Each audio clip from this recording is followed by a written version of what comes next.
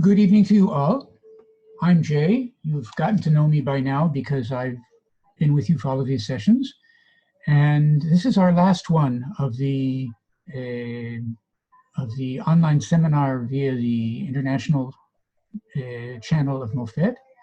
And it's devoted to, I can't even remember the name anymore, EdTech's impact on education, which we started with an overview and we took a critical view, and we were a few days ago with a more positive look on how MOOCs might influence us. And we're going to conclude with hopefully a more positive look on how these tools that we've somewhat talked about can influence not only preparing people for their SAT exams and the like, but actually for constructivist real education. And to do that, we have with us Rob van Nood, and whom I don't know, and Paul Monheimer, whom I worked with 10 years ago when he was in Israel on a excellent teacher's Fulbright scholarship. And we had a good deal of time together. And I don't know really how to introduce Rob, but to introduce Paul, I won't show it at the moment, but a few days ago, someone in Twitter asked, wondering what year you think you became a good teacher. To which Paul replied, a good teacher, probably around 5 years ago. Better, definitely after 11. Confident I knew where the path lay, that would be year 32. And what can I say? I guess that Paul is modest, because I know he's received awards for his teaching, but any of us who've been in the classroom for years know that it takes a long time until you feel that you really know what you're doing and that you have some sort of plan that you actually carry out in your teaching, and you know who your students are and how to deal with them. And so I was really pleased to read how Paul himself saw himself in that. But that's enough of me at the moment. I'm going to move things over to Paul and to Rob, and hope that we have an interesting concluding session to this particular meeting, which someone else is coming into now at the moment, but that's fine. And thank you very much. It's Alice, who has a very long name today, but that's okay. We know you're Alice, and it's great to have you with us. So without further ado, I'm going to move things over to Rob and Paul. Thanks, Jay. I'm going to introduce Rob a little bit, because I've presented with Rob often enough that I think I can sort of do this. Rob has the really cool position of being a technology integration specialist. I think I got that title right, Rob, which means that he's in charge of helping teachers use anything that plugs into the wall that they can use with their teaching. So if it's a toaster you need, talk to Rob. If it's a computer you need, talk to Rob. If you want a banana that's got a probe plugged into it, talk to Rob, and he does all of those things. Rob spent the first part of his career teaching science, and then decided that he wanted a different set of pastures. And for the last 10 years now, Rob, you've been at Catlin? 8 years. Oh, Rob's muted. We need to, Jay, can you unmute Rob? I can unmute myself. There we go. Yeah, you can unmute yourself. I've been at Catlin for 7 years. I'm actually going to correct you, Paul. You don't know me that well, I guess. There we go. I hope not. I was a classroom teacher. I did teach science, and I taught everything else. I was mostly an elementary school teacher, upper elementary school, for 18 years before I jumped out of the classroom to become a technology specialist. Let's see what else you know, Paul. Continue. I think we're enough. So, so by way of starting, I should mention and somebody has background noise going on. It's not going to bother me, but it may bother the recording. There we go. It was Jay. Which brings me to actually a really good point, which is you all should know that about 40 minutes ago, Jay and I tested everything that we're going to do today, and it worked. So if during the presentation it doesn't work, it's Jay's fault. I'm throwing that out there now so that you all have that and understand. Pardon me. My daughter just walked in now, who I haven't seen for 2 weeks. I hadn't seen her for 2 months before then, but now she was here. And I know exactly what you're saying because it's always my fault. So that's okay.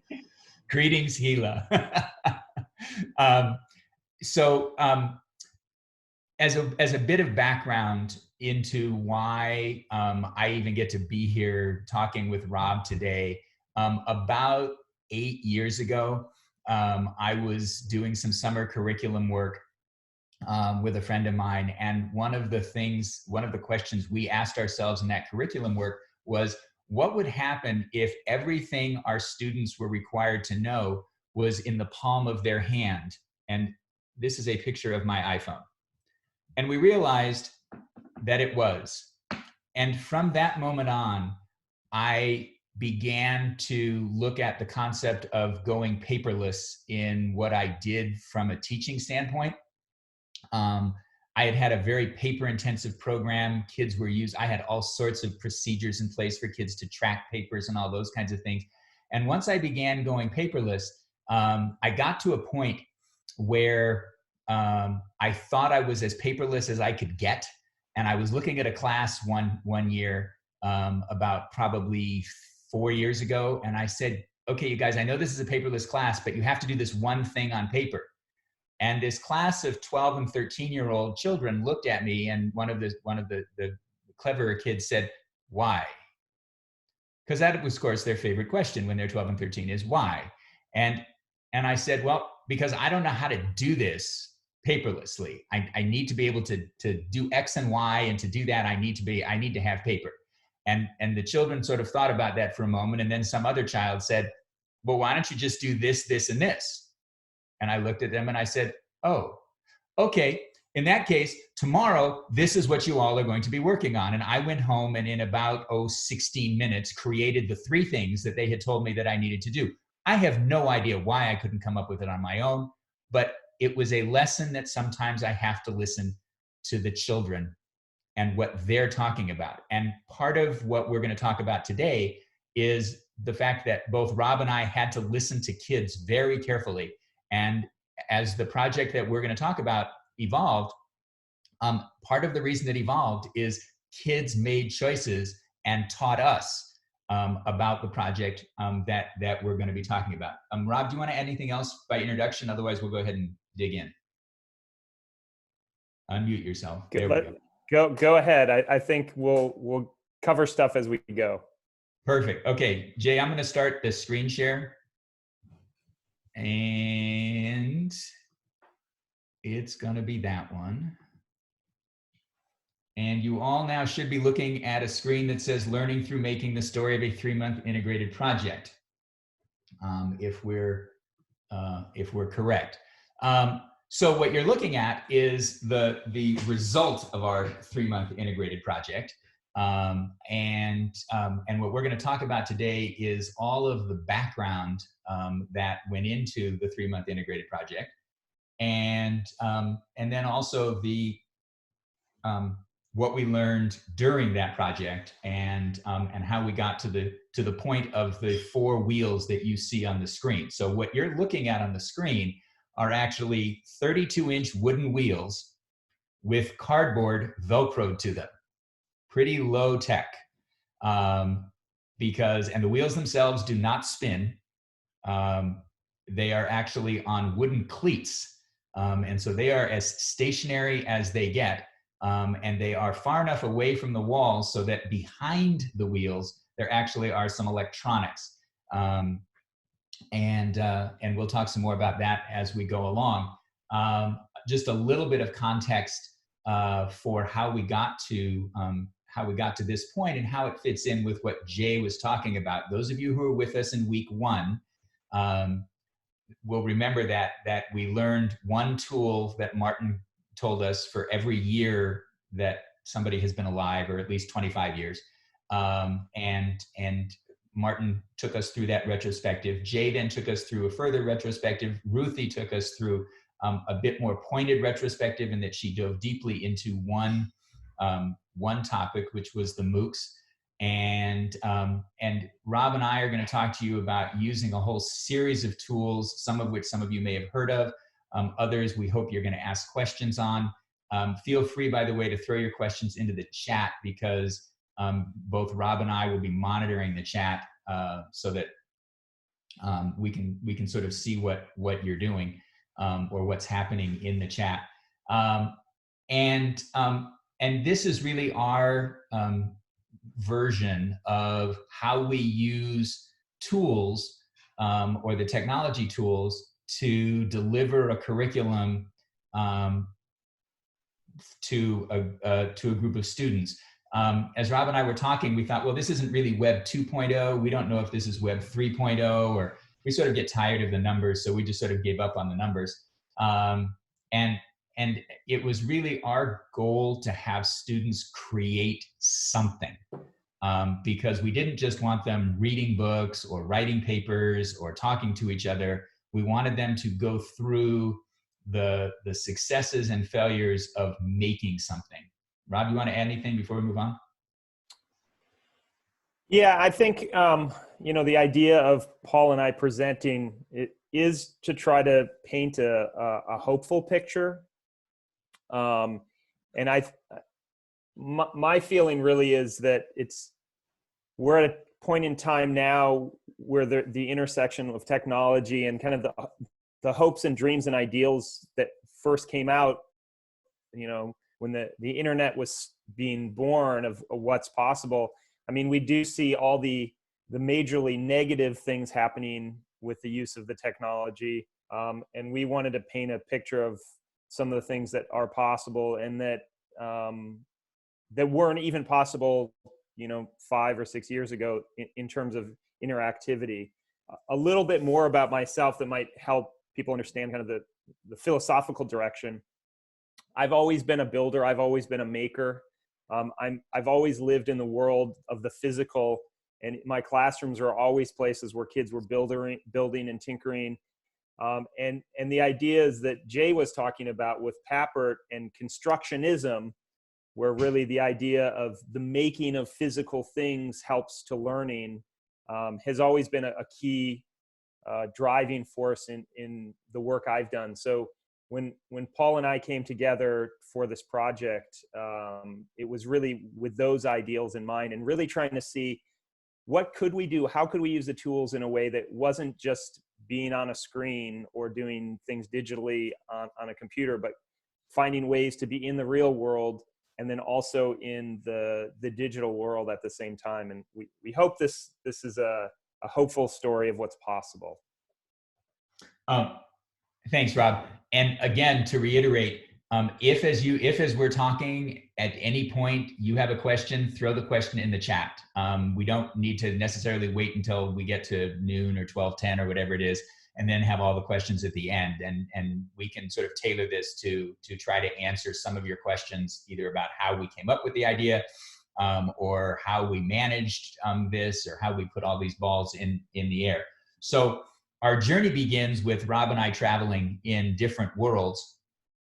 He was working with teachers who were asking him all sorts of questions, and I was a person who would use Rob as a resource or would ask Rob questions when I had them, but I was a pretty independent person doing the things that I was doing because I had been doing them for an incredibly long period of time. And then Rob ran across this movie that he decided the faculty should see, and the movie was called Most Likely to Succeed. We're just going to give you a taste of Most Likely to Succeed by letting you view the trailer, and then we'll come back and we'll tell you some things about it. Most Likely to Succeed, by the way, is a movie that schools can rent. It's not available on YouTube for a really good reason, but here's the trailer for it.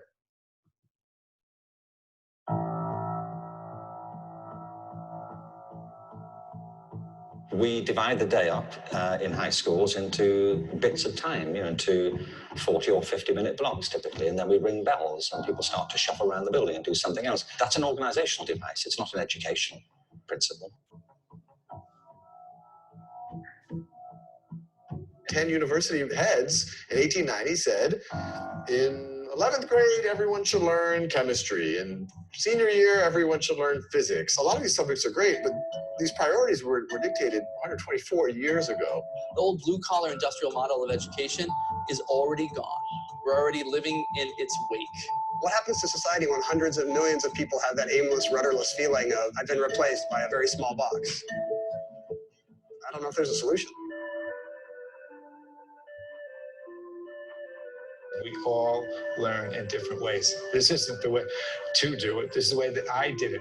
If the assignment is you get it back and you crumple it up and throw it in the trash can, that's kind of one student experience. And if the assignment is to produce something that you're going to present to professionals in the field, that's completely changing the whole dynamic. We are trying to have that type of perplexity and curiosity get inculcated in our students. Saying your parents, all your friends' parents, and a bunch of people you don't know are gonna be here to see the work you did. It creates an aspect of authenticity because we are creating something for an audience. The things I think in life that give us some of the greatest satisfaction is making something that wasn't there before. I can't wait for that moment when it does work and I'm completely done with it. And it's like all leaves. It'll be one of the greatest moments in life.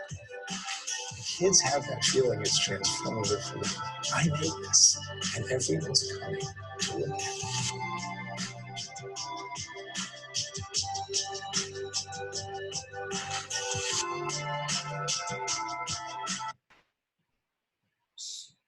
So after seeing the entire video of Most Likely to Succeed, one of the things that I noticed, and this is a centerpiece in the movie, is there's a social studies class or a social studies project where the children make all of these things that you can see on this slide that we're going to play for you in just a moment.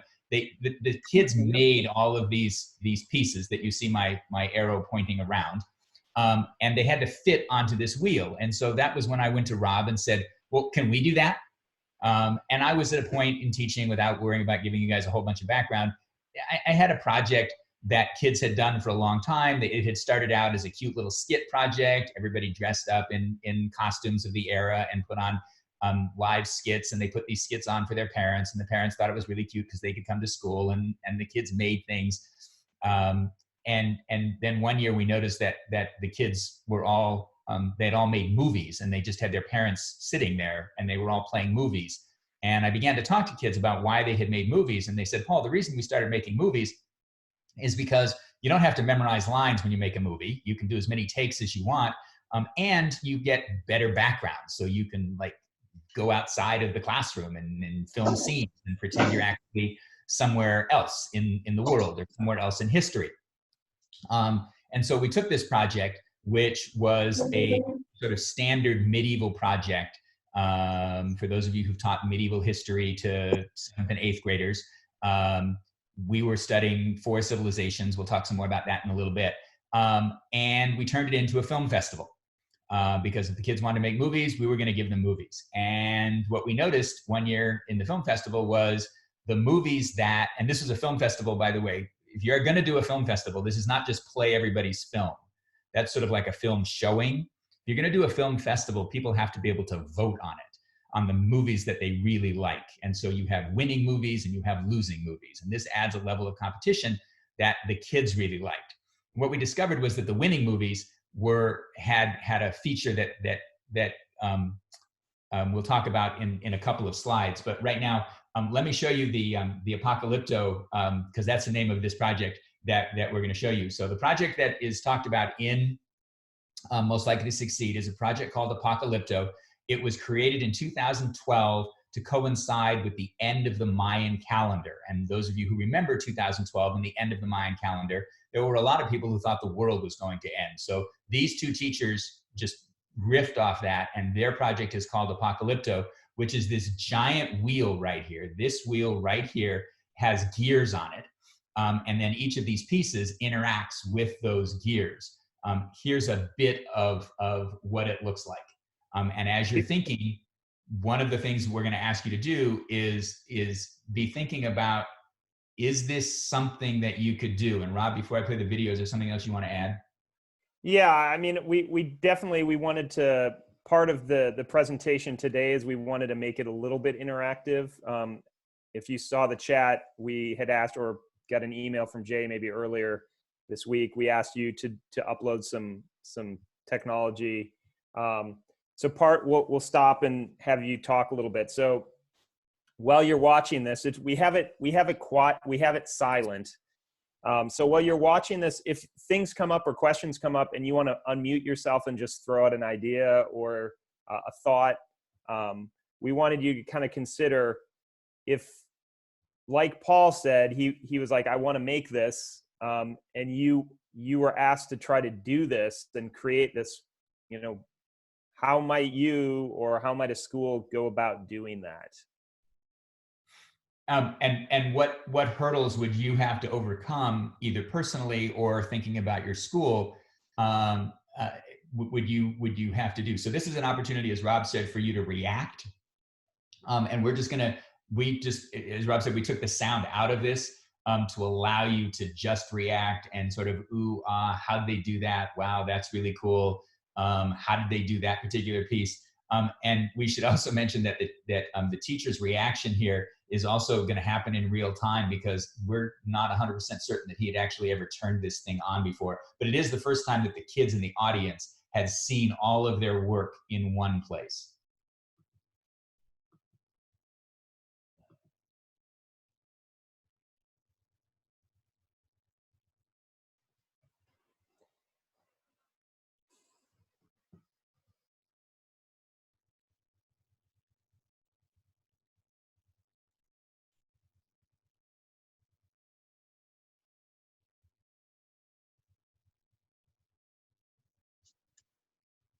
Are we supposed to watch something or react to it or what? Yep, you can react to it. It'll zoom in now, so you're going to get to see some of these pieces. So this is about two and a half minutes. So if you could react while it's playing, you could say something now, or we can chat a little bit afterwards, or any questions that come up. So are the different pieces interrelated, or are they each independent? Yeah, so each of those separate, you can see pretty much they're distinct. Kids were working in small teams, and the teachers had built the big wheel, and each small group had to build something that would be attached to the larger wheel. And we'll get some close-ups so you can kind of see what some of those wheels are. You can see a little bit here. They'll get a little closer as well. And their basic topic was about the rise and fall of civilization. So everything you see moving is a student representation, or a metaphor, if you will, for how civilizations rise and fall.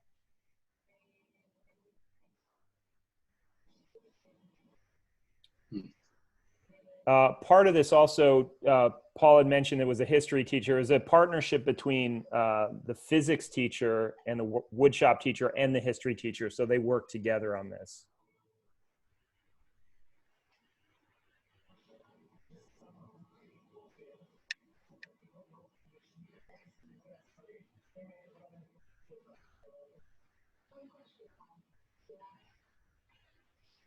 So some of the tools they had laser cutter, laser engraver. So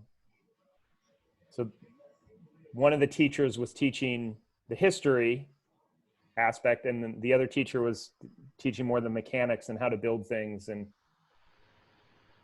a lot of conversations about metaphoric thinking. The quotes that we saw are written by the pupils. They were picked them up from someplace. They were part of a workbook that they had. Did they write by themselves? Yeah, so each student, each team had to answer the large question that they had posed about how do civilizations rise and fall that was the main big question for the project. So the students studied history in all sorts of aspects, and then they had to create a visual representation that would answer that question. So everything you see in terms of the build and the quotations are all from students. That's all student work. And their ideas. I want to ask a hard question here. I'm now approaching 70, and I really have read a good deal. I don't know how civilizations rise and fall. How do I expect middle schoolers to know how civilizations rise and fall? That's a great question. These were actually high schoolers, which we'll talk about middle schoolers in a second. The work that they were really doing in this process was really trying to not be as concerned with answering the exact right question, but rather to be historical thinkers, historians, to take the information that they were learning and try to make predictions, their own predictions of what they thought were the reasons. So these teachers were not so much about right or wrong, but they were really trying to get the kids to think deeply about these topics, to synthesize information, to read broadly about different topics. All the students were studying not like global history. They were studying certain parts of different cultures along the way. So they were making their own predictions based on what they had learned through that semester. And they were trying to look for patterns in history. So as a city/civilization began to develop or began to, quote, advance, unquote, were there certain factors that you could look at from one civilization to the next and say, oh, so this is something that these civilizations have in common. And again, Jay, to reiterate something that Rob said, this wasn't so much about the right answer as was there a pattern? And then could you, as the student group, could you draw some conclusions about the information that you had? And one of the pieces that, well, actually, I'm sort of stop for there right now, because I don't want to give something else away as an idea that folks might have. Rob, do you want to take us through the breakout rooms? And then Jay, I think you're going to have to do something. Yeah. So what we wanted to do, we wanted to try using the breakout rooms and give you all an opportunity to just get in some small groups and chat for a few minutes. So we are going to put this question or these questions in the chat. I don't know if, Paul, that you've done that already, or you could do that. I am going to do that right now while you're talking. So I don't know how many people have used the breakout rooms before with Zoom. Some people have. So we're going to automatically assign you to a breakout room. You're going to get pushed out to that breakout room. And Paul is putting those general questions that we had up on the screen just a moment ago. And we'll give you about 3 minutes or so to just be in those rooms, to chat with each other, talk about what you saw, and think about those questions. Before we break out, just a question. How long did the children work on the wheel, and how long did they actually study from books and with the teacher previously? So I'll go ahead and answer that, because as the content person in this project, that was of course of great interest to me. And this project officially ran from October 19th to December 20th. And there's a Thanksgiving week off in there. So it was about a 6-week project, and they met every day during that project. And there's one boy in the trailer who was sitting on a couch and talking about how he really wanted to do this thing. He was kind of a central figure in the story. His project actually never got finished because he had this huge vision of how he wanted it to work. and it never fully worked. But he actually came back when school was over and continued to work with those teachers to try to finish it. So that there was kind of some compelling, personal story there. So anyway, Alice, so if everyone can look. Well, Alice wanted to ask a question before then. Alice, you want to ask? Oh yeah, I see a hand up. Go ahead and unmute No, I'm yourself. sorry, I can't make it Okay, unraised. not a problem. We'll unraise it for you. No problem. Okay, so I'm going to put us into how many rooms, Paul? 3 rooms is I think what we said. 3 rooms, and the question is, how would you recreate this in your world? What questions come up? How might you approach this problem? What technology would you need to build something similar to this? And just so that you all understand, world might be a weird definition. That was just my way of recognizing that you all work in various spheres of education. Some of you are at a college level. Some of you are at a different level. Some of you are in charge of education programs. Some of you are teaching education programs. Some of you, like Jay, are semi-retired. And so world in this case is simply your sphere. So just chat for a few minutes and then we'll pull you back. You'll automatically get pulled back in a few minutes. Right, because Jay, the breakout rooms are 3 minutes long, correct? Oh, I didn't set that, did I? I didn't do that. You can pull us all back, or people can just kind of leave. Okay. Fine. Tell me when you want me to close them, and we should be there now. Except that Paul and Rob are in the same room. It's okay. Paul and Rob are going into a room right now. Oh wait, we better, because there's going to be somebody there. We can move as co-hosts. We can always come back and go into different rooms. So I'm going into 3. Which one are you going into, Paul?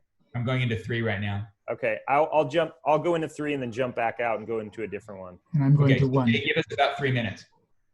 Very good. Well, what are we talking about? We're talking about how would we recreate this, the same kind of model or activity in our world. How would we go about doing it? Yeah. What technology would we use?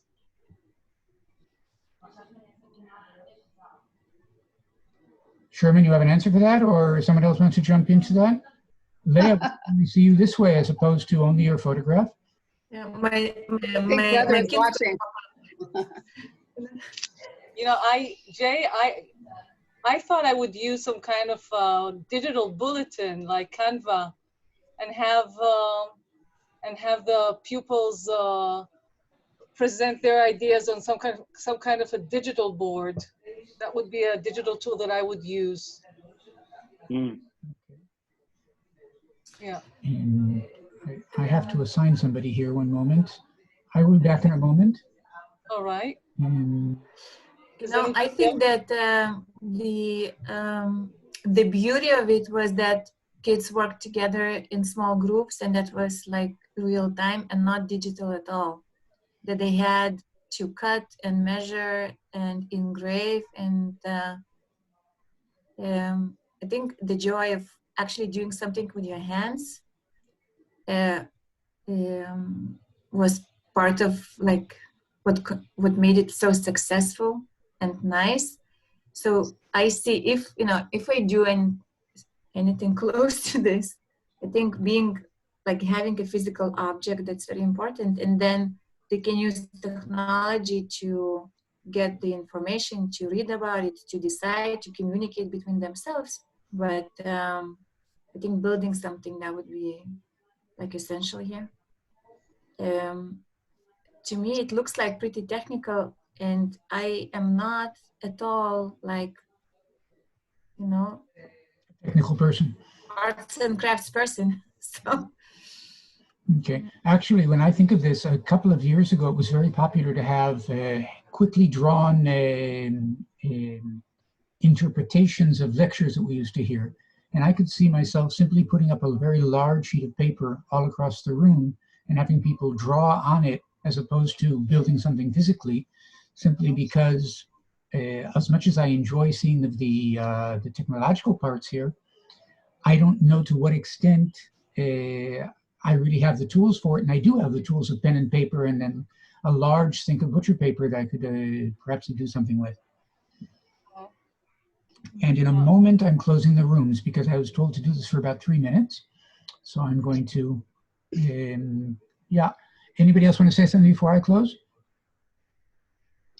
If I were to do something like this, I would definitely want to be with a technology person. Like I'm like Leah, not into technology, or with an art person. So if this were, let's say, in a junior high or even an elementary school, there would be somebody who would, we would be able to partnership with this and have some kind of a project that the kids could show off to their parents on a high level. But I would definitely need somebody to work with me. Mm-hmm.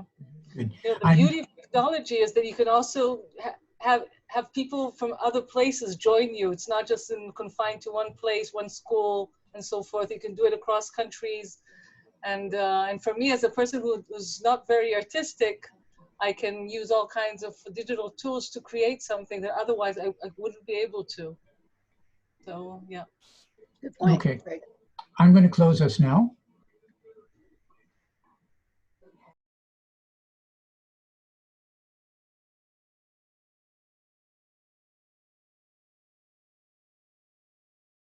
I'm now back in the main screen. Jay, you should be able to hear me. And I'm going to go back to screen sharing again so that folks have something to look at. And I believe I'm sharing that screen right there. We need to go like that. Okay. Well, for some reason, we've lost some of our people. They'll come back, don't worry. Oh, okay. Very good.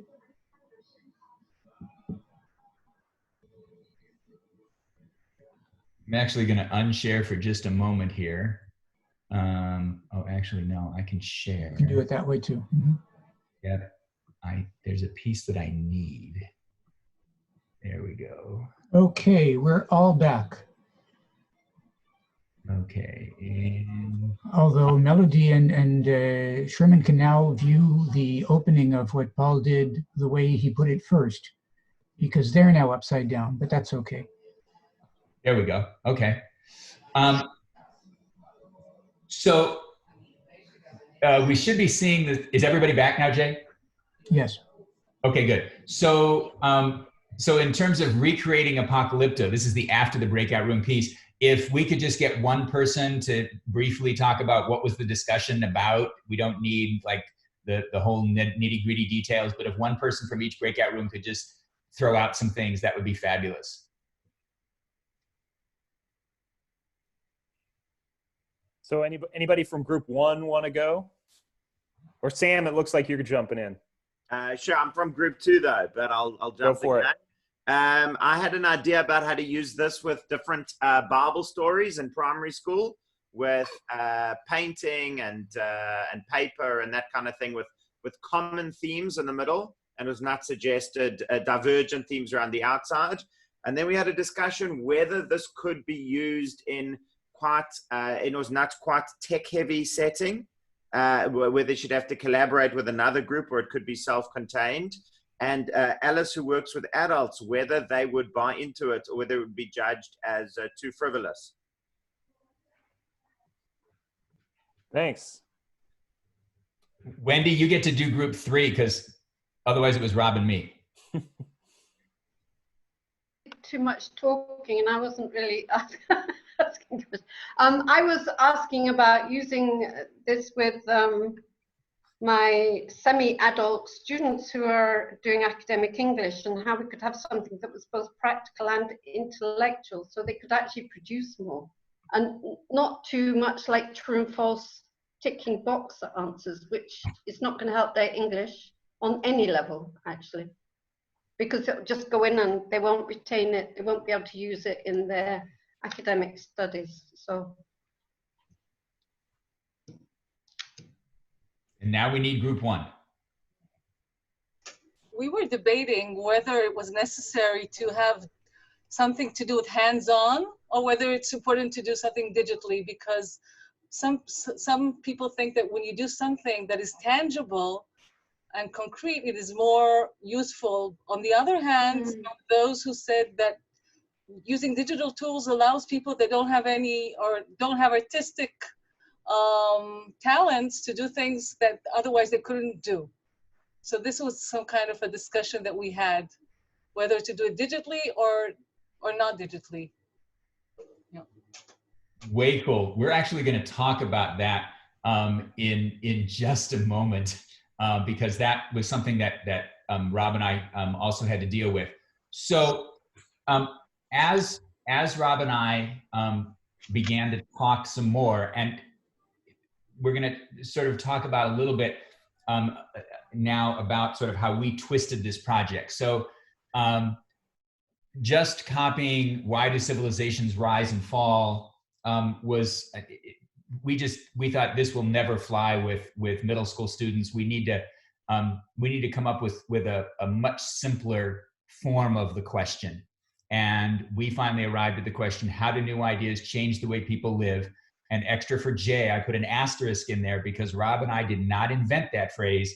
You can find it all over the internet as an essential question for anybody who's doing backwards design, unit planning. How do new ideas change the way people live is one of those phrases that is out there a lot. So we don't get credit for that one, but that became our guidepost, if you will.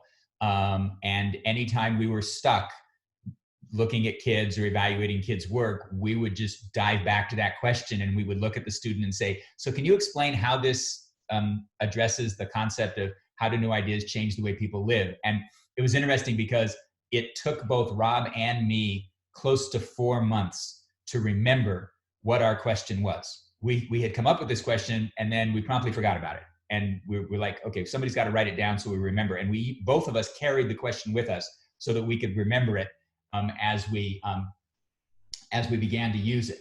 So I was inspired by this movie, and I went to Rob, probably in about April of a year. And this was a project that we were going to start in October. And that's important to talk about because when you're planning a curriculum or when you're looking at making a change, and I have to tell you guys, the concepts and ideas that you came up with in your breakout room were phenomenal. To implement those, sometimes you have to give yourself time to think. And I liken curriculum development to baking bread. There's a point at which you simply have to put the dough aside and let it rise. You're not messing with it. You're not doing anything with it. And so the fact that we started talking about this project a full 6 months before we were going to actually start it was a key to the project's eventual success. So I have given you a little bit of the background of the project, and I think in the story, I think I ended it with talking about the film festival and the success of the film festival. And we had over 200 people in a darkened auditorium on a bunch of devices, and they were all voting, and the votes were tabulated in real time. And I could go back afterwards and look at which films were voted winner films and received awards. And one year I noticed that the winning films all had something in common. They had all had whiz-bang special effects or had used drone footage. One year we allowed kids to use a drone to film some of their scenes, and the films with drone footage swept the awards. And what that told me was the kids were no longer really looking at studying the medieval civilizations. They were looking at how to make whiz-bangy films that use drones. And that was not the idea. So I was ready to talk to Rob about, hey, what can we do? Can we make this wheel? And Rob was like, nah, I don't think we can make a wheel with gears. But we began to sort of think about it. And in our thinking, one of the things we did is we got together and we began to design. And our designs were sketching. And one of the things that I think somebody mentioned was, is it okay to use digital tools or is it okay to use physical tools? And my answer and Rob's answer also, I'm sure, is use both. And we just start drawing. This is what we think we want to do. This is a wheel. You notice that, and we got the wheel from the Apocalypto project, but we knew that our wheel was not going to turn. And so we just sort of kept sketching and drawing and talking about how are we going to be abstract. And you'll notice that we actually did have to write how do new ideas change the way people live so that we could remember it, because this particular table is from the summer. And do we want to have boxes instead of a wheel, because we could have all the kids design puzzle pieces that could look something like that. And this was the box idea. We talked about the concept of the steam engine and how did that work. And then I think there's one more picture. Yeah. And then we came up with, again, more in-depth sort of brainstorming and viewing and those kinds of things. These little boxes here that we used are going to be key in the project, but I'm not going to talk about them for right now. Rob, before I move on, is there anything else you want to talk about with summer visioning? The one piece I think that was really important for this was I had actually been working in my role. Was part of the reason Paul came to me, and it was because in my role I was really interested in finding ways for teachers to explore different uses of technology. So I was providing a grant, kind of a funding grant for up to 20 teachers to let them purchase some kind of technology that would help support teaching and learning in their classroom. So it was really a pilot to say, hey, we have some money. We're going to be a community of learners for a year. And Paul was one of those 20 people that came to me. So part of that also, and we'll talk a little bit about the technology piece in a minute. I had been working with this company, Sam Labs. Part of my job is to really explore technologies that kids can use. And over the 7 years, my biggest question always to people is when they're like, oh, can I get this or this or this? I always ask why. Like, do you really need this? Is this really going to replace something? Do you really need that new whiteboard? I think I mentioned something like that during Jay's session. Do we really need to spend $3,000 for something you're going to use like a flashcard? So that's a big part of my job. I'm always asking that question. And Paul did mention anything that plugs in. I love working with wood and just hand tools. So I'm always looking for any kind of technology, regardless of if it's digital or not. So this tool that we're going to talk about, Sam Labs, was something that I got really excited about because I saw the possibilities of connecting that project that they did in Apocalypto with using technology. So part of my job is I teach a very short programming class in the middle school for all students. And when I say short, it's 30 minutes for 10 days. So that's about 5 hours of time. I'm also given a slot of time just before lunch, which, as you can imagine, is not the ideal time. But in my own philosophy of teaching, I'm not really a stand at the front of the room person. I'm really, I give a challenge or some kind of a project, and we learn along the way. So with this 5 hours of time to teach kids how to use programming, or the basics of programming, I had to, number one, teach them basically block programming. So if you're familiar with any block programming like Scratch or Blockly or things like that, those are all block-based tools that we taught them. And this tool, Sam Labs, which are basically little Bluetooth devices. This is like a wheel with the motor. There's like a button here. There's different sensors. This is like a little heat sensor. These are all devices that are Bluetooth enabled, and they can talk to each other, and I can also program them. So what the kids' big challenge was they used 4 Sam Labs devices, which was they would get 2 wheels and motors. They would get a light sensor that would tell how much light the sensor was reading, and they get a LED light, and they had to basically build an autonomous moving vehicle. So before the project even started with Paul, I needed to work with all these kids to do a really quick training so they knew how to use the tools. And we decided to use these tools with middle schoolers instead of woodworking and using bigger tools like they did in Apocalypto, which like a laser cutter and things. We went kind of smaller in our vision. So here's just a quick video of the kids. Yeah, we're going to actually skip the video moving on because I took a quick look at the time. But I also want to bring up again where we are in the timeline. So we're now in September. So we've gone through the summer. We've done our summer visioning. We're now about 45 days, calendar days, not school days. So figure maybe 20 school days, 25, maybe 30 school days from the start of the project. And one of the things that Rob and I talked about is, can we do the programming part first and introduce the programming to the kids without introducing the historical concepts or the actual project, to try to break it up into smaller chunks so that they weren't having to learn lots of new things all at once. And so, as Rob said, he got to teach in various sections right before lunch, the programming piece, so that when we gave kids the Sam Labs blocks at the beginning of the project, all the kids could go, oh yeah, I remember how to use that.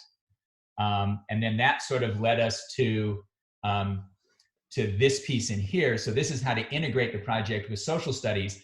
And we've talked about fame and what it is. We call it Feudal Asia, Medieval Europe. So I teach 4 classes. Each class looks at a different civilization, whether it's China or Japan or England, at the same time. So kids can talk in big terms, and they can compare, but within their small class group, they're all investigating the same civilization. So they can talk about the same civilization.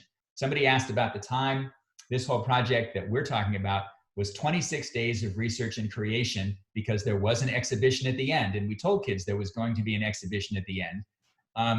We talked about what the kids' Hillary step was. For those of you who are familiar with climbing Mount Everest, just before the top of Mount Everest is this nearly insurmountable piece of rock, and it's called the Hillary step. And we began to use this term with kids because it was, if you can get over the Hillary step, you are home free in what you're going to do. And for most of the kids, going from concrete facts to a visual metaphor was the Hillary step. And then Rob and I talked about the concept of failure. We have this exhibition coming up. What happens if some kid doesn't get the project done in time? Like, their parents are going to be there because we had to invite the parents in advance, and you're going to be the one kid that doesn't have a project piece. How's that going to feel if you're 12 or 13? How do we explain it to the parents? And so we talked a lot about what failure looked like. And I think somebody else— And how does that reflect on the teacher, I'd like to know? Exactly. And I think somebody also mentioned the concept of wanting to, if you worked in a purely digital world, then you didn't have to be perfect. You could make mistakes. And as a result of talking with the kids, we realized that the kids needed to be able to make mistakes. So we gave each kid, and you can see right in the background here, this is a pie piece that goes into our wheel. And we gave each group 2 pie pieces. We gave them a practice pie piece, and we gave them a final pie piece. So they could totally destroy this piece, this practice piece. And when they had a practice piece that they were satisfied with, then we would give them their final piece, and we'd say, okay, go ahead and recreate it. That turned out to be a speed bump in itself.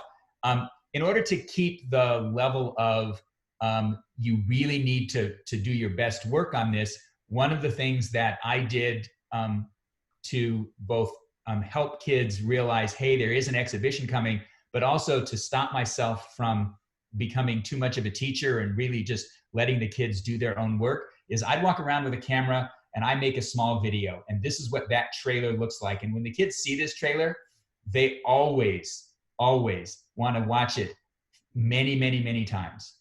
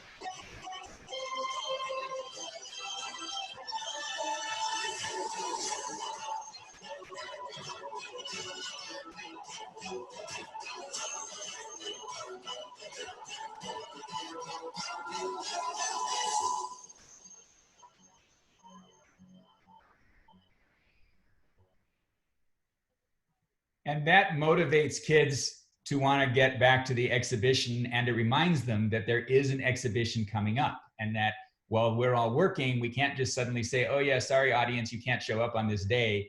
It's not going to work. By the way, for those of you who've never made that particular type of trailer before, that's a built-in iMovie template. All I had to do was drop little video clips in, and iMovie did all the rest.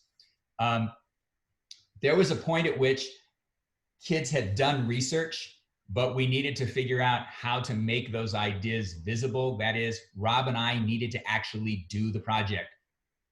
Better stated, Rob needed to do the project, and I'm gonna let him tell you a little bit about what it was like to do the project. Unless you want me to just play the video, Rob. I'll just explain it real quick so people, we'll just go through it quickly. So for me, a big part of it goes back to really trying, part of my work is not just about teaching the technology, but I get really excited when we can help kids think visually. And again, going back to the idea of actually physically creating things helps people make sense of and develop ideas. Whereas Paul's original FAME class kids that were just putting on a play like Genghis Khan, they didn't really have to, they could just recreate what he said, but we were asking them to kind of show their thinking in a different way. So if you see the drawing on the left, I decided, well, I need to think this thing through. So I'm going to make a replica of what we're kind of asking the kids to do. And the big idea that I thought had changed the way civilizations work was the idea of the heliocentric view of the solar system, the universe. So I figured no kids were going to be doing that. And so I drew this model of what I thought it could be. And I thought, okay, we have motors, something will be spinning. And as that spinning thing moves across a piece of cardboard, it will keep rising higher and higher. And that will metaphorically show that his ideas influenced Europe and eventually the entire world of how we see ourselves in the universe. Then below that, you'll see, well, I also, once I had that idea thought out, I also had to figure out how do I make it work mechanically. So I had to get the idea from the visual to the mechanical. And I thought, well, maybe there's a gear that's spinning and a few other gears, and you can see at the bottom that it might push it along, and each gear, like the ideas of Kepler kept it going, and the idea of Galileo kept it going, and Newton, and finally Newton really kicked it up into high gear, and somehow that gear would come back down and kind of circle back through. So that was my second visual drawing that I wanted the kids to, again, visually draw out and think through. And then here's the final creation using the Sam Labs pieces. And Rob, before I play this, can you tell us briefly how long it took you to get from here to what we're about to see? Yeah, so that, for me, that I probably, from the very beginning to the final product, that took me probably 2 days of work as an adult. So I always like to calculate it's going to take kids at least 4 times as long, because I knew how to do everything. I knew how to use the technology. So we were thinking it's going to take kids at least, 24 hours of time to actually build something. So we knew we'd have to give them a fair amount of time to be building things at a minimum. So here's briefly, I'll only do the part of this. Here's briefly what Rob did. This is the end of kind of the first prototype. And it starts off with Copernicus. And the whole idea is that the heliocentric model of the universe started the scientific revolution. So we got Copernicus, and you turn that on and press that button for 9 seconds. That equates to the time between Copernicus and then Newton. And then you'll see Galileo. And then his telescope will move, and that will set off a sensor that's inside there that will then get Newton and the universe spinning. So let's see what happens. Press here. That's spinning. That moves and that spins. And that's it. And you stop, and then you can do it again. We could, except for the fact that we need to move on so that we can get to some playtime for you guys. So a couple things that you need to know about FAME. It's student-led and student-run. That is, the students are in charge of the project. Rob and I are there each day. The students actually choose their student leaders. And during the project, I only talk to student leaders. I don't talk to individual students. I have to do that in order to give the student leaders full power over this project. For Jay, I threw this graphic in because FAME has been around so long. It was originally a web quest, for those of you who remember that, since this is a look back at 25 years. And it's a small group project. We're gonna give you guys an opportunity to look at this presentation even after the recording is done. And this video that we're not gonna show right now is actually using the same iMovie software, but it includes what happened at the exhibition. But we have the exhibition coming up in a little bit. So one of the things that we talked about last week, in particular, in terms of some of the questions that is particularly true in this COVID distant learning piece, is how do you have students work at home and how do you bring them together? So another tool that I use to have kids keep track of their research is Noodle tools. There are lots of versions out there. I happen to like Noodle tools for a couple reasons. One is kids can sign in with their Google account, so it's single sign-on. They don't have to worry about it. But kids can make note cards. I can track their note cards. So as a teacher, I can give feedback on how the kids are doing. Because remember, there was supposed to be some research happening here too. But more importantly, kids could be working from home and can still share their thinking. They can share their projects with each other, so that kids who have note cards where they think, oh, this other kid needs this note card, they can share their projects with each other. And of course, I can also peek over their shoulders. Another tool I use besides Noodle tools for the research is in Google Classroom, I can post a prompt and kids can respond to that prompt. So I can say, hey, what is it that you did? Kids can have a discussion. I can see that as a teacher that there's some things happening. What I do with this is I actually have the kids check other kids. And there's a very simple rule. You can't work in class if you haven't done your post from the day before. And so kids going up to another kid and saying, hey, sorry, can you take like 5 minutes and leave this group that you're in and do your post? That's fine. But it also would be, if kids were working at home in a distant learning piece, it would be a way for kids to maintain some type of contact with each other. It's not just about the kids maintaining contact. Rob and I needed to maintain contact as well. And we were getting advice from some SAM Labs folks from around the world. And so we used Slack. Some of you have heard of Slack as a tool, as a communication tool. It's up there with Microsoft Teams. Some of you use WhatsApp. The thing that I liked about Slack, and again, we were using the free account on Slack, but the thing that I liked about Slack is that it was searchable. So I could actually go into our Slack channel and I could search for something. But more importantly, when Rob and I were working with kids in different spaces, we could post to one another and not have to worry about it being in real time. And we could get help from other global audiences.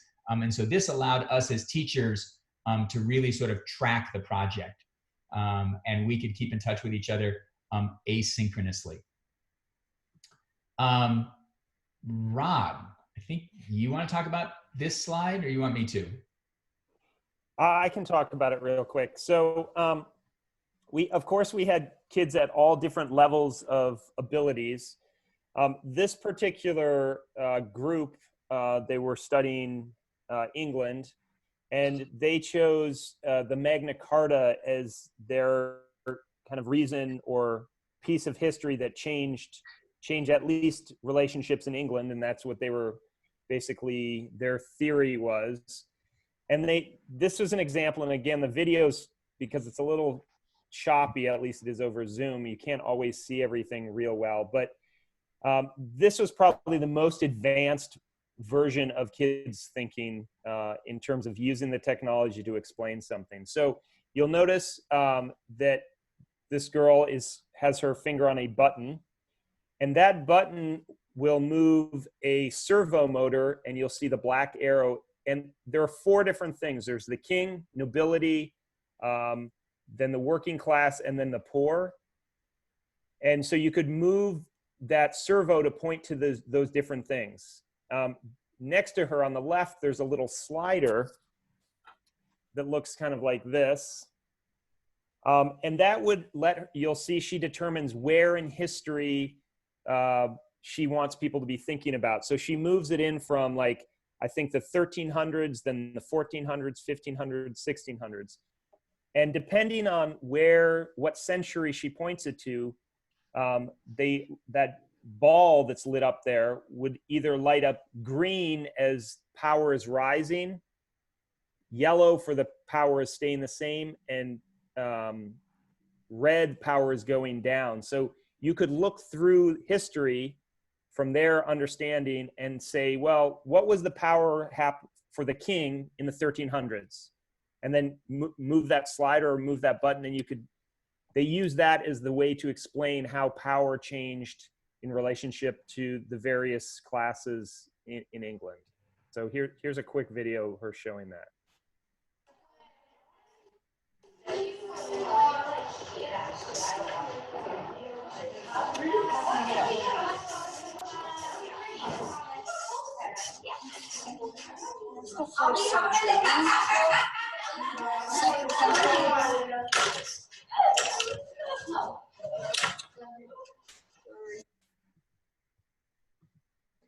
So it's a really short video, but it's a good example of the thinking kids had to really go through to not only present what they were thinking, but then how do you mechanically show that kind of metaphorically? So really some really deep thinking for, some 7th grade, 13-year-old, 12 and 13-year-old kids.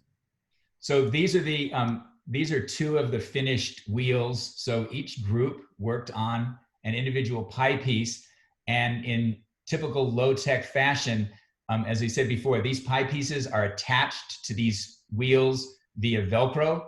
So there's a Velcro strip running here and a Velcro strip running here, and when the kids were finished and done, they just Velcroed their strip on. The wheels themselves don't turn. They use a hinge. It's just a wooden hinge so that they just hang there. And that was sort of, that brought us to the exhibition part. And you can see that it wasn't just all high-tech stuff. There's plenty of string and Lego tires and cardboard and all those kinds of things. And that brought us sort of to the exhibition. And I'm just gonna go ahead and play the exhibition video part of it. I don't think I'll play the whole thing, because one of the things you'll notice is that even getting the exhibition ready, kids were scrambling at the last minute.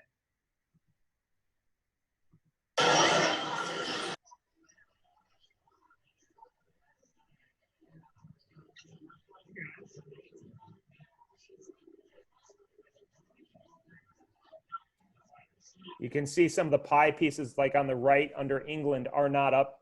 Things weren't working, so kids were pulling them down. And parents could see their kids actually in action trying to fix things along the way, which was kind of an intended part of the project. So the exhibition, in the exhibition, you could see the parents were there, the kids had achieved something. And interestingly enough, the only time that Rob and I volunteered to stay after school was the day before the exhibition was due. And what happened is as kids finished their pieces, they began helping other kids. We hadn't told them they should do that, but they're really developed in each class, and then within the grade itself, this whole attitude of, hey, we want everybody to be successful. And so that again spoke to the failure piece. And I think most of our groups, I think when I reflected, I think there were 3 groups that ended up not working. 2 of them sort of came together at the end, and 1 group simply failed and had to have their project done by a different group. We are to the point where Rob is now going to give you a chance to play. And Rob, I'm going to tell you it's 12:16. All right. Before we move on, are there any big questions, any pressing questions that we could answer about the project or the tools we used or methodology or anything people are curious about? Just quickly, how did you put the children into the groups? Did they choose their own groups or did you do it for them? So the civilizations themselves are by class, and that's just by individual section of a class. Right. We have a whole procedure for the class drawing which civilization they're going to be studying, because since these are American children, they all want to study medieval England. I don't know why, but they all do. And I think it has to do with wanting to be knights and using swords. I have no idea. And so we have a whole procedure for them to actually draw, and it's done by lot. And so they get to draw which civilization they get to study. Once they're in their groups, then the student leaders have to figure out how to study the various aspects of a civilization. And I work with the group leaders to figure out how that's going to happen. Most groups do something along the lines of filling out a Google form. But I've also had groups where the leaders themselves have simply assigned children. Sometimes they get very dictatorial about doing this, and my job is simply to support whatever method they want to use. Question. How many groups are there? You had, how many groups are there, and how many kids in each group? 4 groups. So there's 4 groups total. We have a class size of either 15 or 16 kids. And then the smaller groups are usually either 3 or 4 children, depending on what happens. What support do you get from the principals and also from other teachers? Interesting question, because one of the things that if you were out there with a stopwatch, you were thinking, wait, they don't have enough time to complete the project. There was so when we talked about when Rob teaches programming at the beginning of the year, that half-hour block of time during the middle of this project reverts to me. I simply strong-arm my colleagues and say, I need that extra half-hour of time. And so my colleagues graciously always say, certainly, Paul, go right ahead, take it. And as a result, I then support them later on in the year when they need that half-hour chunk of time. So in addition to my regular class time, the whole class had an extra 30 minutes. And this is one of those projects that it's my turn to get support from my faculty and my colleagues, and they support me, and later on in the year, I support them. And you get an hour every single day with the same children? So in addition to class, and we're on a rotating schedule, so the answer to your question is no, we don't get an hour every single day. I see the kids 5 out of 7 days. Sometimes I see them for 45 minutes. Sometimes I see them for 65 minutes. It varies. But that half-hour chunk, we would see them every day. And sometimes we would actually be able to extend that half-hour into an hour by taking another part of the school day. So our goal was to give kids at least an hour a day to work on their project. Sometimes it was only a half-hour. Any other questions? Do the kids come with any background experience in working on projects, or do they come from different elementary schools where they're much more traditionally taught? So my whole class is project-based. This is the second project. The first project is an all-class project where everybody works at my pace. I simply say jump. Your question is to say how high on the way down. And everybody's doing the same work at the same time. This project is a small group project where everybody in the same group is doing the same work, but each group is treading their own path. My job is to make sure that each group sort of arrives at a finish line. They don't necessarily come to me with any project skills. That was one of the things Rob and I had to discuss, was how do we build in all the skills that we need. And again, because the project is student driven and I work with the student leaders, they get an email from me at the beginning of each week explaining where I think they should be. And then it's up to them to figure out how to make that happen with their group. Other questions? And the parents support project-based learning? Totally. What happens with teachers in your school who don't like project-based learning? Or maybe they're none of. I fight with them a lot. I fight with them a lot, and I work to help them within their program so that the extra time we're taking doesn't take any time away from their program, or to the extent that it does take time away from their program, I work to give them back time later on, either in the year or during the project itself. And yes, that happens all the time. So Alice has a question here about inclusion, students who struggle with this. There are kids at all different levels. Some, you know, my daughter happened to be in that particular class, and she was in a group where there was a lot of struggle in the pairing she was with in terms of ideas and abilities. So the thing that's great about the way we presented this was kids could be experts at a lot of different things. So there were some kids that were really skilled at figuring out the mechanics of something. So a lot of kids would go talk to them, and we'd push kids to, you know, the people that were the pros at something. So there was always jobs also. So there'd have to be, you know, people that were managing the project. Nobody could just doing one thing the whole time. They all had to, you know, kind of rotate through things. So everybody had a chance to shine at something at some, and there was, you know, it's definitely, there were parts of it kids, like, they didn't like it. They were not computer programmers, or they weren't builders, but they might have been more the historians or the readers. One other thing I think is about this project is we told the kids at the beginning of the project that there was a conference that was going to be held in February of that year, February of 2019, that Paul and I were going to present at, and we were going to invite as many kids that wanted to go to that conference, and it was held in town in Portland.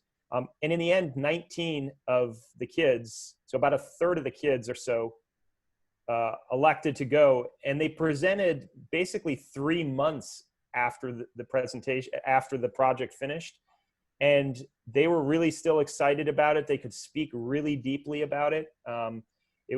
They could talk about the process, what they learned. So it wasn't one of those things they just forgot about. It was one that they were really involved in. And, you know, we were always taking feedback from them and asking them what they enjoyed, what they didn't enjoy. I don't know, Paul, if you want to say anything more about that. Yeah, and Brenda's question on the feedback that kids themselves gave about their learning. So Rob talked about the fact that we had an unbelievably high number of kids who wanted to participate in the conference. We were expecting maybe 3 or 4 kids to volunteer to present, and instead we had 19. And we realized we actually couldn't say no to anybody. So if a kid actually, and because it was all self-selected, right? It wasn't us going to quote unquote the best kids and saying, hey, would you present? It was a case where we threw this out to the children and they self-selected. And if they came to either one of us and said, you know, I'm thinking about doing this, we're like, great, you're in, here's the slide. You have to add to it and make it work. We asked kids, because one of the things that we were concerned with was that some kids would shy away from programming, or some kids would shy away from design, or some kids would say, you know what, I want to be the person who like uses the scissors all day, and that's all I want to do. And so we asked the kids to self-police themselves, if you will, and take on each role. We defined what the roles were: designer, coder, and there was another role. Anyway, we decided what the roles were, and we asked each kid to take on the role twice during the project. And then we never checked with the kids, but we did observe in the groups that for the most part, they tried to do that. If there was a group where one kid really tried to take over and always be some role, the group themselves or the student leaders for that class would actually go to that kid and say, you know what, you can't do that. Like, you've got to stop.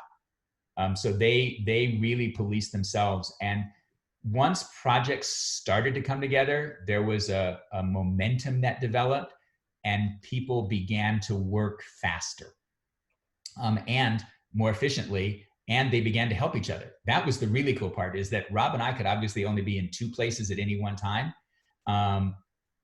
but kids needed assistance in other ways, and so they began to help each other. Did you have to give an evaluation grade, or could you get away without it? Great question. So when I first began the project, I was working in a school that had grades. And so I got to ask the kids about where they thought their grade would fall. And then there was a test at the end, and we could combine the test with other pieces. In the school where this project was done, this school operates actually with no grades. It operates with narrative reports. And I slot this project just after the first meeting with parents and 3 months before the next reporting period is due. So actually this project has already faded out of existence in everybody's mind, and I did not have to give an individual grade for the project. But that part of that was the design of where the project falls as well. I want to ask, you're no longer at the school. Rob is. Are there other teachers who have picked this up or are doing something similar now this year, or have plans for something similar in the years to come? That is a really great question. The year Paul left, in fact, retired, please. Sorry, yeah, he retired. He stepped away. He wasn't driven out. The entire middle school social studies team all left for retiring or for one reason or another. So the 3 people that were, possibly capable to continue that type of work all left. The people that stepped in and are now in those positions are all young teachers. And I actually presented to those teachers at the beginning of the year, Paul, the project we did to see if anybody was interested. And people were interested in what we were doing, but nobody was really wanting to take on the mantle of that work. But I see it as my role to continue, maybe not the FAME project per se, but I really see it as my role to continue to support using this kind of technology in any kind of situation. So I'm actually next year, I am working to put together another pilot program with 10 to 12 teachers from preschool to high school, where I will again offer them resources, this time instead of any resources, specifically these SAM Labs tools, and specifically trying to get them to integrate programming, design, tinkering into their curriculum. So my hope is to get a couple people from the high school. I have a couple teachers that have talked to me about it. This year I did work with the science teacher, and she was doing similar types of things. It wasn't as grand of a project, but she had projects that she wanted kids to design experiments with, and part of those experiments were also to design products that would go with them, and the kids were using these SAM Labs tools. So I was teaching and programming a big question that she had around her science program. So it's evolving, and again, I see my role as really trying to support teachers to think differently about how they can use technology. Unfortunately, Paul isn't there to keep the energy going, but we've been sharing this story with a lot of different people. So, other people are definitely interested beyond the school. Do you have any, I was going to say, do you have any thoughts about the big question, which is scaling up? In other words, two of you, did this with really incredible project. How do you see a school doing it? How do you see the district doing it? How do you see, evolving teachers to become, to take the rein and then to do this, not just as a one-time thing. Wow, this is great. I have an exciting experience to talk about, but something that actually has it's sustainable over time. So I'm going to take that really briefly because we're going to have to throw it back to Jay, because we started on time and we're going to try and end on time. The Apocalypto project itself came from High Tech High, which I know that many Israeli teachers are familiar with. We sent this project to Jay, or the slide deck to Jay, And on the very last slide of the deck, there are some links. I reflected, Rob has also reflected about this project, so you can read our thoughts. I also, out of deference to the Apocalypto guys, link to their reflections, so you can read their reflections. And High Tech High does projects one after another, and you can go through 6 years of their projects, and then simply look at them, and you can scale them up or down, as they would be appropriate for whatever it is that you're doing. I pointed to a number of teachers just before I retired who were saying, hey, I need some ideas on how to do this. And I would simply go straight to the High Tech High project page and say, take your pick. You can go here, or you can design your own, but it gives you a place to go. And although I had done projects for a long time, it took Rob bringing in Most Likely to Succeed for me to say, you know what, I'm ready to sort of step off and not know what's at the end of this, and try this. We unfortunately have to stop right now. This was session 4, Jay. I don't know if there's something you want to say, but we're sort of at the end of the seminar. I'm going How to do we download the SAM tools, Jay? They'll work with us later. Yes, well, I see that Rob now put into the chat that if we'd like to have an explanation of how to use SAM tools, we can write to him, and that we can set up a Zoom for that. So please either write to him or write to me, and I will try and coordinate that happily. Yeah. I just want to mention, we did want to use this time to have people play, try to use a Zoom in a different way, but I am happy. I'd be happy to set up 30-minute Zoom session with anybody who would want to just have me walk through it. I'd be happy to help people out. So I'm really passionate about this. So please don't hesitate to reach out and ask questions, and if people reach out to Sam, link in the deck, so if Sam arranges something with someone and doesn't go through me, then if Sam will just let me know, and I'm sorry, Rob will let me know, I will then try and coordinate for all of us for that. Sam actually wasn't you I was thinking about the SAM tools, but that's okay.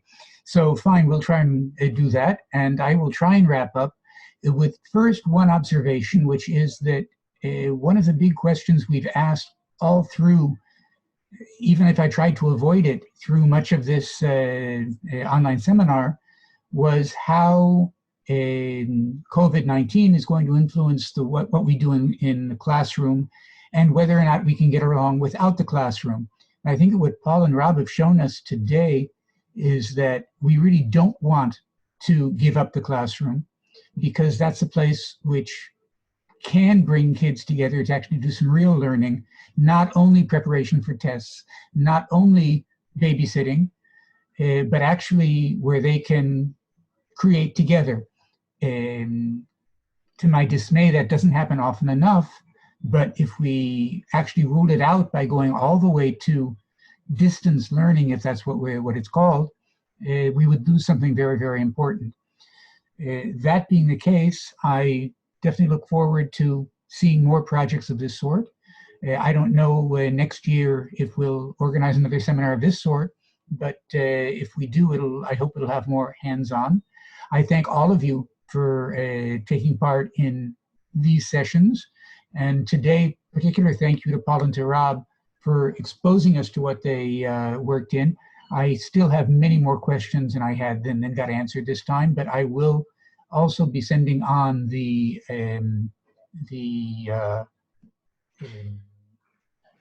it must be late already, I'm getting tired, the recording and the presentation, so that we can all learn from that. And I'm sure that Paul, being a retiree, is more than happy to answer all the email questions that someone will direct toward him. I am indeed happy to do it. You can either email me if you read the blog and there's something you don't understand, or if you're thinking, oh my gosh, how would I do this? I'm happy to be part of that conversation. Very good. So that being the case, I want to say thank you to all of you, and promise that soon the recording and the presentation will be sent out to you. And to thank, as I said, Paul and Rob and us all for, I hope, was a very worthwhile and interesting non-coronavirus focused online session. Thank you very much, and I'm going to stop the recording.